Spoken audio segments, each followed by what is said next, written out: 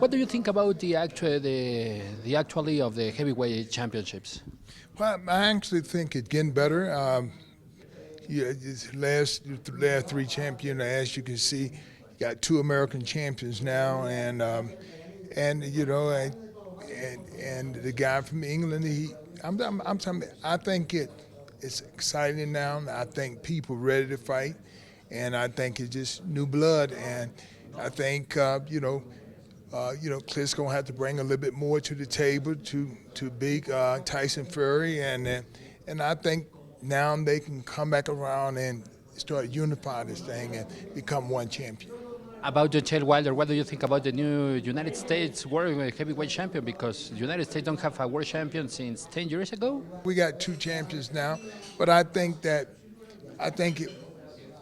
it's a lot of tension on the game of boxing. I think it's getting ready to rise up again. Heavyweight division never been the thing that driven it, but it was a long time, from the Tyson to myself to Lennox to all the other champions.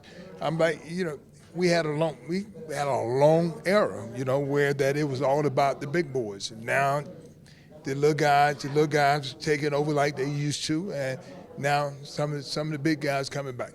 And well, talking about your visit to Mexico, this award for Don Jose Sulaiman, what is your opinion about this? Well, when you look at WBC is the federation that they invest in their people. To me, it's a great organization, and it's good for the game of boxing, but it really helped the best people. It's just a good organization, just all around. It's a great organization, and it support its people, and it really, after all the belts I won, the WBC give me more exposure than what the other two belts have.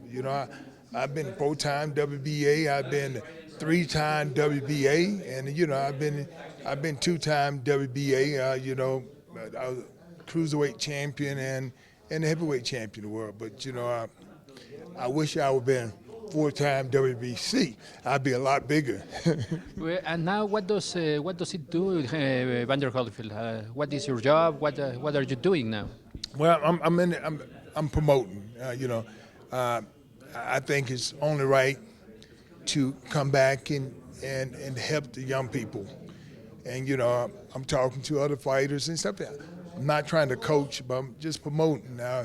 You have to be able to tell the young fighter, records are meant to be broke. You can't be so selfish and say, I never want my record to be broken. That's just like saying you want the sport to be at a standstill. The sport's got to always get better. And so you have to be able to give the young people the information that's necessary for them to become better.